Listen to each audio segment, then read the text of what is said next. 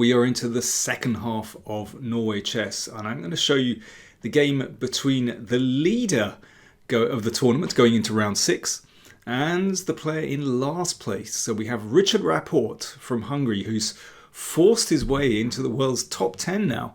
He's leading the tournament. He has the white pieces here, and he's playing against Aryan Tari, Norwegian Grandmaster, who's at the bottom of the tournament. So here we go. This is their classical game. So this could lead in many different directions. Queen's Gambit declined, Slav, Ragozin, but Tari looks like he's going to play a Tarrasch opening. So pawn takes pawn, and now if pawn takes, that is the Tarrasch, and so on. But instead Tari plays c takes d4. Now this is called the von Hennig-Schara Gambit and goes way back to the early decades of the 20th century. So black gives up this pawn. So for example, well, queen takes d5 is the normal move here. And black has very free development. Bishop c5 is the normal line. Queen c7 has been played recently. Bishop b4 also possible. Anyway, let's go back here. And bishop f5 is also an interesting move actually. But let's go back here. Because instead of taking that pawn, Rapport obviously surprised by this gambit idea and declined to take.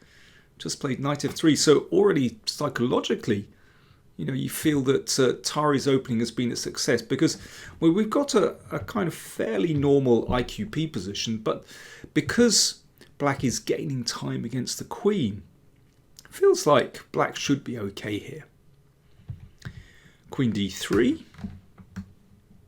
Now rook c8. I think bishop e7 is pretty good. Rook c8 was played after a bit of a think. Of course, that's where the rook belongs, but I think I would concentrate on development first. Of course, if that's taken, then that's exactly what black wants. Black gets superb compensation, really free development, and notice white has a pretty long way to go before castling. So h6, useful move to flick in, bishop h4. And here, again, I just think standard development with bishop e7, I think this gives black a pretty comfortable game. Queen stands well on b6. Solid protection here. Should be okay for black. Bishop b4 is more adventurous. So let's have a look. Rook c1, castles, and bishop e2. And here Tari lashes out with g5. Now this, of course, is the problem. When you play the bishop out here, then the bishop isn't on e7 to break the pin, and that pin is rather annoying. So basically, black at some moment has to break with g5, but I think it's best first to play bishop e6, and after white castles, then go g5, and then take here. This is the whole point of playing bishop b4. You knock out that knight in order to bring this knight to the outpost. And I think black is all right here.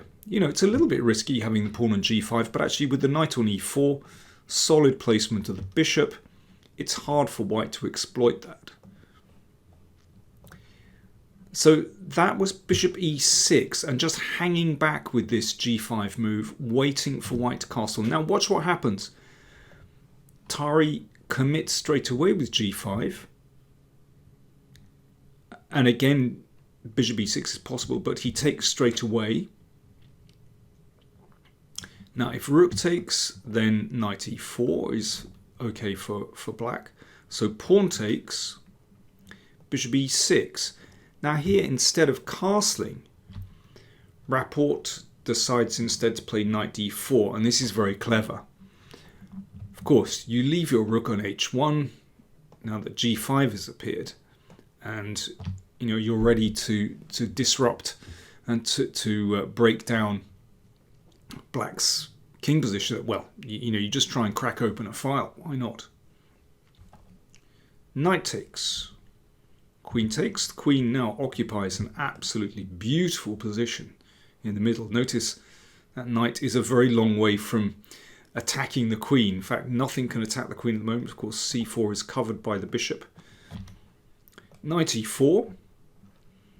Of course, the knight is on a good post, but f3 straight away by Rapport. Very good move. If knight takes, pawn takes, and notice the rook is in the perfect position on h1, attacking the pawn on h6. Actually, it's difficult for black to defend that. Do you really want to play your king here? Don't think so. Which would allow a check, and that looks pretty nasty.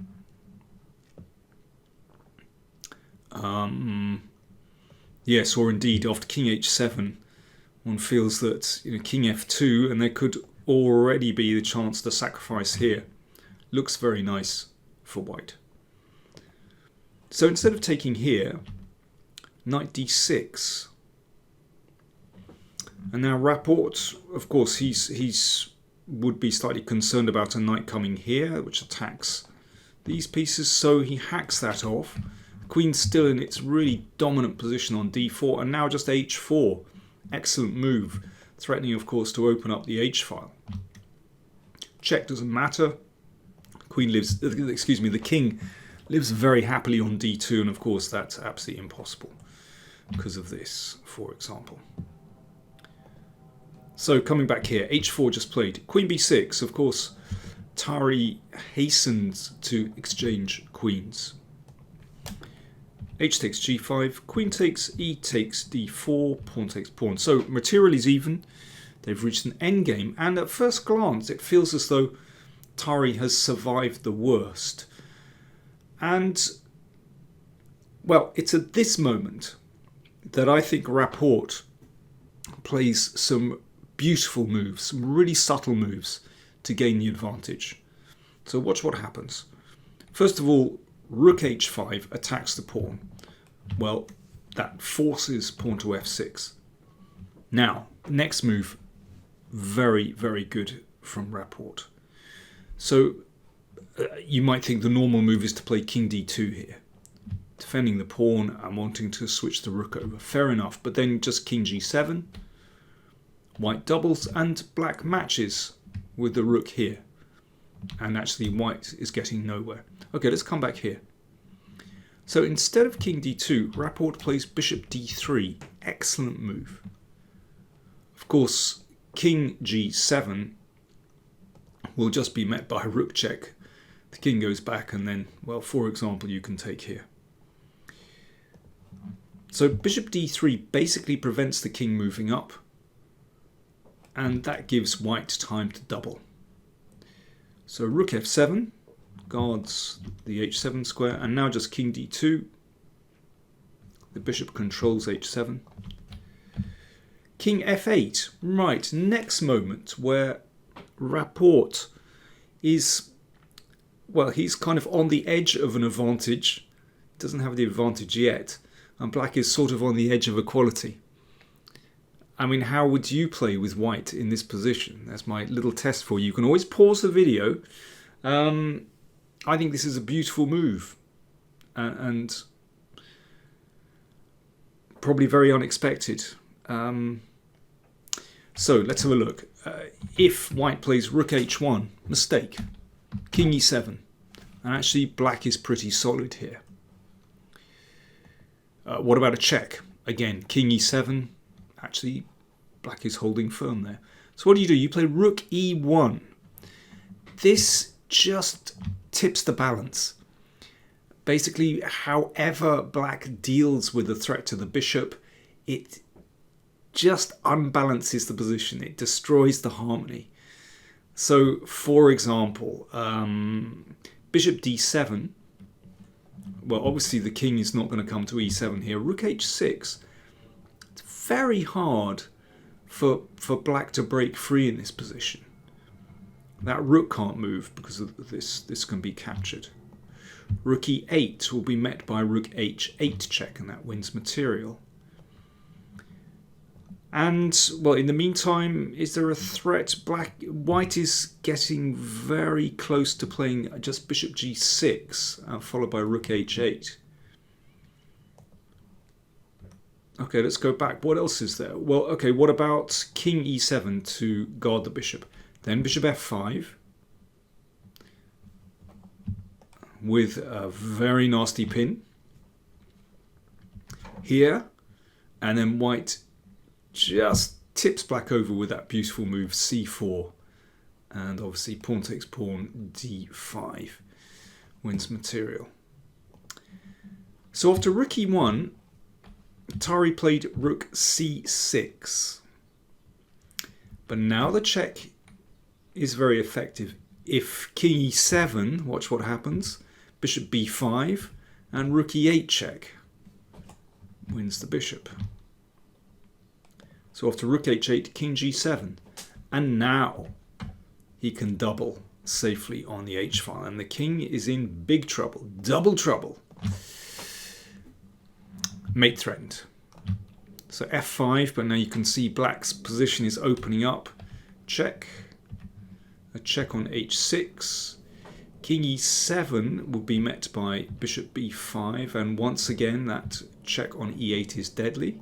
So rook h8, king g7 played. Bishop b5. Black is getting hit from all sides. If rook b6, bishop e8 is a beautiful move. Let me see, rook e7, check, and that wins material. The bishop has to block, and obviously that's winning. So bishop b5 just played, rook c8, a check on h7, rook takes. If king takes, then rook h7 wins the pawn here. So bishop takes, and that little sequence has finally led to a nice double attack. And Rapport has won a pawn. All that for just one pawn, but I tell you, that was a really beautiful sequence. It's not just that Rapport has won a pawn. His pieces are still in beautiful positions. This bishop is a very poor piece, blocked in by its own pawn. Rook is active, black's rook is passive. Lovely position for white. Should be technical win, but still requires some work. So everything fine so far. Rook c8, rook h6 check here. The bishop returns to f5. King c2 comes across if necessary to defend the a pawn. King b3, rook goes back. Here king f8 played, rook here. So at the moment this is just about control. Rapport is keeping control. Everything, you know, is just about everything is defended. I mean, the pawn on g3, obviously it's hard to get to. The rook maintains its wonderful position. So it means if this rook tries to go active, then the rook is going to get in.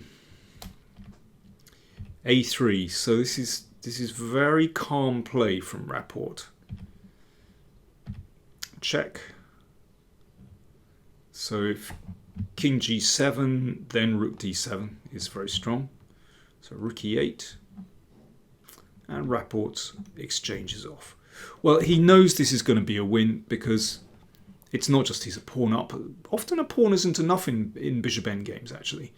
But in this case, the bishop is really poor. That pawn on the same colour as the bishop. This king is about to come in. And of course, there's the extra pawn as well. So all those factors add up to a winning position. But how he wins is actually really nice. Let's have a look. So f4. f5. Not a lot that black can do here. Bishop f3 hits the pawn. Bishop f7 and now a4. And this position is Zugzwang. So basically, however black moves in this position, he'll have to make a compromise. For example, the king, if the king waits here, then c4 is very nice. Another nice pin. If bishop e8, then the pawn can just be taken. Bishop takes, f6, and pawn's going through, or wins piece. So in the game, bishop g8 played, so that's a waiting move, but now bishop h5, and you can see this bishop has just run out of squares. And this one is going through. King c7, king takes a7, and that was the final move of the game. Well, it's quite clear that black is still in a kind of Zugzwang, actually, so but the threats are too much, so the pawn is threatening to go through. And if the king comes across, then this one will drop.